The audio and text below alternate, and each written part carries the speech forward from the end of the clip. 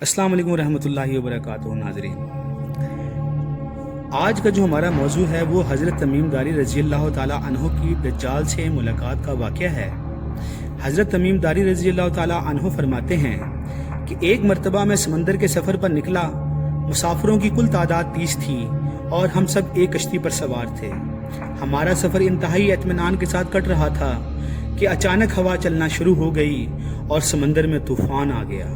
اس شدید ہوا اور طوفانی لہروں کے باعث ہماری کشتی اور سمندر میں موجود دیگر کشتیاں ڈولتی جاتیں۔ کشتی کے مسافر اس صورتحال سے پریشان ہو گئے اور ہر کوئی اپنے اپنے خداؤں کو پکارنے لگا، کیونکہ کسی کو کچھ سمجھ میں نہیں آ رہا تھا کہ کیا کرے۔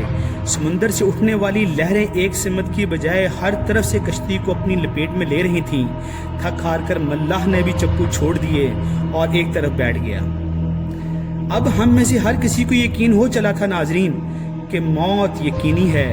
سورج غروب ہونے کو تھا اور اس کی روشنی آہستہ آہستہ ختم ہوتی جا رہی تھی۔ شام کا اندھیرا اور منزل کا کوئی پتہ نہیں۔ یہ بھی خبر نہیں تھی کہ کشتی کس سمت جا رہی ہے اور سمندر کی لہریں اب کب تک کشتی کو سلامت رہنے دیں گی۔ اس خوف و ہراس کی حالت میں رات گزر گئی اور صبح کی ہلکی ہلکی روشنی پھیلنے سے ہر طرف اجالا ہی اجالا ہو گیا۔ کشتی کے رات بھر ہچکولے کھانے کے بعد کسی کو بھی کچھ خبر نہ تھی کہ ہم کہاں پہنچ گئے ہیں۔ پھر اگلا دن بھی اسی کیفیت میں گزرا اور اسی طرح رات کے بعد دن اور دن کے بعد رات آتی گئی اور ہماری کشتی کو سمندر میں پھنسے ہوئے پورے 30 دن گزر گئے۔ پھر اچانک 30 دنوں کی اس صورتحال کے بعد بھولے بھٹکے مسافروں کو دور ایسا نظر آیا جیسے کچھ درخت سمندر میں کھڑے ہوں۔ 30 دن سے مصیبت میں پھنسے ہوئے مسافروں کو یہ منظر دیکھ کر امید کی کچھ کرن نظر آئی اور ملاح نے جلد از جلد وہاں تک پہنچنے کے لیے پوری طاقت کے ساتھ چپو چلانا شروع کر دیے اور کشتی کو تیزی کے ساتھ ان درختوں کی طرف لے جانے لگے۔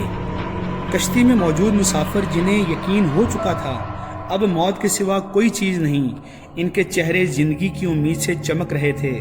پھر کشتی جوں جوں قریب ہوتی گئی، درخت صاف دکھائی دینے لگے۔ ملاح پوری طاقت سے کشتی چلا رہا تھا کہ سورج غروب ہونے سے پہلے پہلے ان درختوں تک پہنچا جائے، تاکہ کہیں ایسا نہ ہو کہ اندھیرا ہو جانے کے باعث ہم اس آخری امید سے بھی ہاتھ دھو بیٹھیں۔ پھر کشتی آہستہ آہستہ ان درختوں کی طرف بڑھتی رہی اور جب درخت قریب ہوئے تو سارے مسافروں کو یہ جان کر خوشی ہوئی کہ یہ سمندر میں واقع کوئی جزیرہ ہے۔ ابھی تو سورج مکمل غروب نہیں ہوا تھا کہ کشتی جزیرے کے کنارے پہنچ گئی۔ مسافروں کو اس جزیرے پر اترے زیادہ دیر نہیں گزری تھی کہ درختوں کے درمیان میں سے ایک عجیب و غریب قسم کا جانور نکلا۔ اس جانور کے پورے جسم پر بال تھے اور اس قدر لمبے اور گھنے تھے کہ یہ معلوم ہی نہ ہوتا تھا کہ جانور کا اگلا حصہ کون سا ہے اور پچھلا حصہ کون سا ہے۔ سارے مسافر اس عجیب و غریب جانور کو دیکھ کر حیران و پریشان ہو گئے اور کچھ تو ڈر بھی گئے، کیونکہ ان میں سے کسی نے بھی اس سے پہلے ایسا جانور دیکھنا تو دور کی بات سنا بھی نہ تھا۔ اب اس پراسرار جزیرے پر اس کو دیکھ کر سب پریشانی میں مبتلا ہو گئے کہ یہ کیا بلا ہے، یہ کیا چیز ہے، یہ کیا آفت ہے۔ ایک مسافر نے دوسرے مسافر سے پوچھا کہ یہ کیا چیز ہے۔ جانور نے مسافر کی یہ بات سن لی اور مسافر کے جواب سے پہلے وہ جانور خود بولا، میں جاسوس ہوں۔ جانور کے انسانوں کی طرح گفتگو کرنے سے تمام مسافر مزید پریشان ہو گئے، کیونکہ آج تک انہوں نے کسی جانور کو انسانی زبان میں بولتے نہیں دیکھا تھا۔ چنانچہ سب یہ سمجھنے لگے کہ ہو نہ ہو یہ کوئی جن ہے اور ہمارے سامنے آ گیا ہے۔ تمہاری جاسوسی کا مقصد کیا ہے اور تم کس کے لیے جاسوسی کرتے ہو؟ ایک مسافر نے ہمت کر کے اس سے پوچھا۔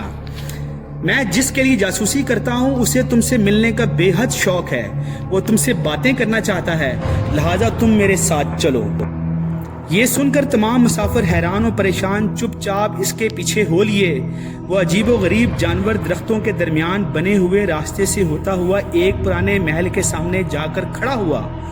محل کو چاروں طرف سے بلند و بالا درختوں نے گھیر رکھا تھا۔ مسافروں نے وہاں پہنچ کر پریشان نظروں سے اس کی طرف دیکھا اور پھر جانور کی طرف سوالیہ نظروں سے دیکھنے لگے۔ جانور پھر آگے چلا اور سب مسافروں کو ایک بڑے دروازے سے گزارتے ہوئے محل کے اندر لے گیا۔ محل کے اندر داخل ہوتے ہی سب نے دیکھا کہ ایک بہت بڑا شخص زنجیروں میں جکڑا ہوا تھا اور رہائی کے لیے کوشش کر رہا تھا۔ اس نے اس سے پہلے اتنے بڑے قد آور اتنے زیادہ روح والا شخص کبھی نہ دیکھا تھا۔ ایک مسافر نے ہمت کر کے پوچھا، تم کون ہو؟ میں کیا ہوں اور کون ہوں یہ تم تو جان ہی لوگے، پہلے یہ بتاؤ کہ تم کون ہو۔ ان سے سوال کرنے والے مسافر سے پوچھا، ہم عرب قبائل لحم اور جزام کے لوگ ہیں۔ اور ساتھ ہی اس مسافر نے اپنے ساتھ بیتی اور یہاں تک پہنچنے کی ساری داستان سنا دی۔ اس قید میں جکڑے ہوئے شخص نے کہا، ذرا مجھے نخلستان بیسان کے متعلق تو بتاؤ، اس کے متعلق کیا جاننا چاہتے ہو؟ ایک مسافر نے پوچھا۔ اس نے کہا، کیا یہاں کے پھل بہت زیادہ لدے ہوئے اور میٹھے ہیں؟ مسافر نے کہا کہ جی ہاں۔ خبردار، ان قریب ان پر پھل لگنا بند ہو جائے گا، وہ قیدی غصیلے انداز میں بولا۔ پھر وہ مسافروں سے مخاطب ہو کر کہنے لگا، اچھا تبرستان کے دریاؤں کے متعلق تو بتاؤ۔ مسافروں نے کہا، دریا کے متعلق کیا پوچھنا چاہتے ہو؟ وہ بولا، اس میں پانی ہے؟ مسافروں نے کہا، ہاں اس میں پانی ہے۔ اس نے کہا، ان قریب اس کا پانی ختم ہو جائے گا۔ پھر وہ کہنے لگا، مجھے زغر کے چشموں کے متعلق تو کچھ بتاؤ، کیا پوچھنا چاہتے ہو؟ مسافروں نے پوچھا، یہی کہ اس چشمے میں پانی ہے کہ نہیں، اور اگر وہاں پانی ہے تو پھر وہاں کے لوگ چشموں کے پانی سے کھیتی باڑی کرتے ہیں؟ اور پھر وہ پوچھنے لگا، اچھا مجھے امیوں کے نبی محمد صلی اللہ علیہ وآلہ وسلم کے متعلق تو کچھ بتاؤ۔ مسافروں نے جواب دیا، انہوں نے مکہ سے اپنی دعوت کا آغاز کیا اور اب وہ مکہ سے نکل کر مدینہ میں موجود ہیں۔ کیا وہ عرب کے لوگوں کے ساتھ کوئی لڑائی لڑے؟ اور عربوں نے لڑائی میں اس کے ساتھ کیا سلوک کیا؟ قیدی نے پوچھا۔ جواب ملا، لڑائی میں وہ عربوں پر غالب رہے اور بہت سے عربوں نے تو ان کی اطاعت بھی قبول کر لی ہے اور اب وہ خود ان کی تابعداری میں رہتے ہیں۔ یہ سنتے ہی وہ غصے سے پھنکارا اور زنجیروں کو جھٹکا دیا اور پھرانے لگا۔ پھر مسافروں کو مخاطب کر کے بولا، اب میں تم کو اپنے متعلق بتاتا ہوں کہ میں دجال ہوں، اور تمہاری باتوں سے یہ معلوم ہوتا ہے کہ مجھے یہاں سے نکلنے کی اجازت ملے گی۔ پھر میں اس جزیرے سے نکلوں گا اور 40 دن میں ساری دنیا گھوموں گا۔ دنیا کی کوئی بستی کوئی گاؤں ایسا نہیں ہوگا جہاں سے میرا گزر نہ ہو۔ ہاں، مکہ اور مدینہ میں جانا میرے بس سے باہر ہے، مجھے وہاں جانے کی اجازت نہیں۔ میں ان دونوں شہروں میں داخل ہونے کی کوشش بھی کروں گا تو میرے آگے فرشتے رکاوٹ بن جائیں گے، ان کے ہاتھوں میں تلواریں ہوں گی اور وہ مجھ سے لڑیں گے۔ یہ داستان ہمیں ایک صحابی حضرت تمیم داری رضی اللہ تعالیٰ عنہ نے سنائی جو اسلام قبول کرنے سے پہلے عیسائی تھے۔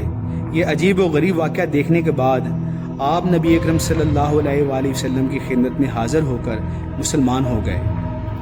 ناظرین، میری اللہ تعالیٰ سے دعا ہے کہ اللہ تعالیٰ تمام مسلمات کو اپنی حفظ و امان میں رکھے اور دجال کے فتنے سے امان دے، آمین۔ آخر میں آپ سب سے گزارش ہے کہ ہمارا چینل SK Word چینل، اس کو سبسکرائب کریں، شیئر کریں۔